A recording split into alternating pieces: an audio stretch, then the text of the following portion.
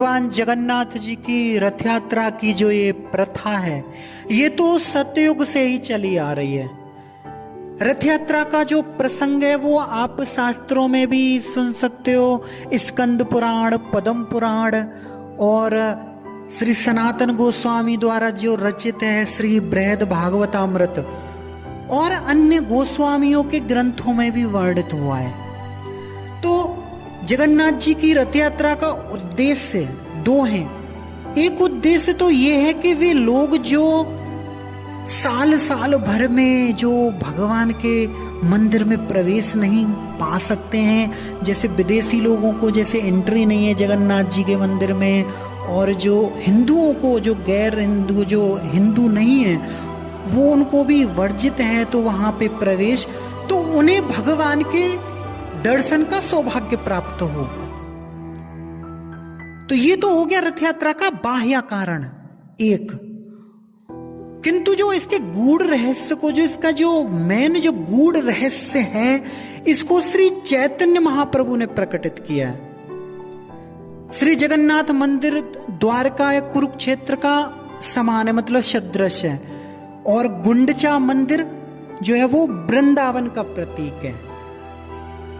आप सभी जानते हैं कि भगवान श्री कृष्ण ने जन्म से लेकर 11 वर्ष तक ब्रज में रहे और उन्होंने वहाँ बहुत सुंदर सुंदर लीलाएं ब्रजवासियों के साथ, गोपियों के साथ उन्होंने की, उन सबको आनंदित किया।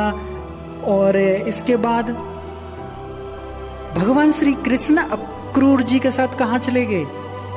मथुरा।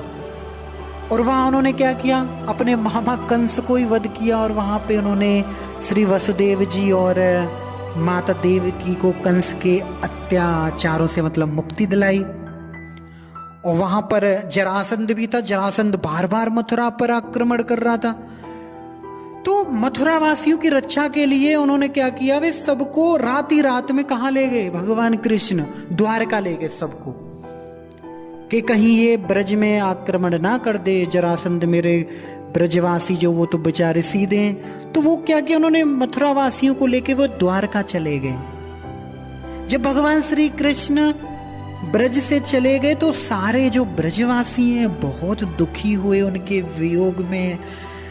अनेक वर्ष बीत गए। अनेक वर्षों के बाद इधर जब कुरुक्षेत्र में जब सूर्य ग्रहण का अवसर होता है तो वहां पर मेला लगता है कुरुक्षेत्र में। तो कुरुक्षेत्र में ब्रजवासियों का भगवान श्री कृष्ण से वहां दोबारा मिलन हुआ।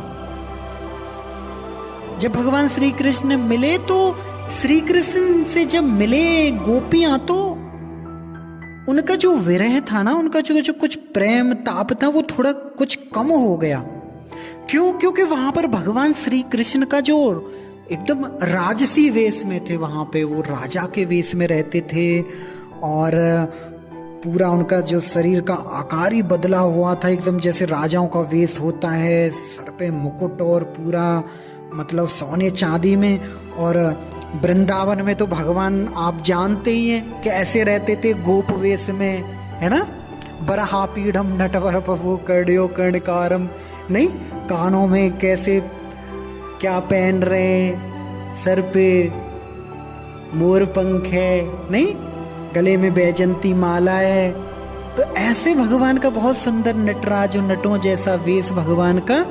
तो वहां पर उनको इतना आनंद नहीं मिला ब्रजवासियों को कुरुक्षेत्र में, जितना उन्हें वृंदावन में गोप वेश में श्री कृष्ण के साथ मिलने पर उनको आनंद होता था।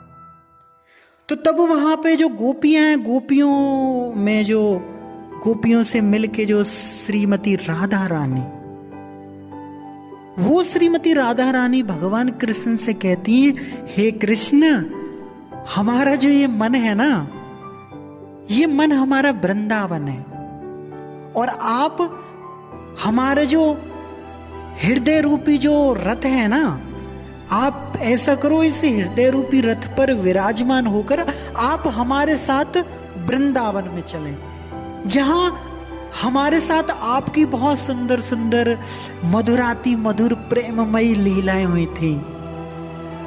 तो श्री राधा जी के भावों में विभावित भगवान श्री चैतन्य महाप्रभु इन्हीं भावों को श्री जगन्नाथ जी की रथ यात्रा के समय भी उन्होंने प्रकाशित किया था। तो ये एक गूढ़ कारण हो गया भगवान की जगन्नाथ जी की रथ यात्रा का, और बाह्य कारण हमने बताया पहले।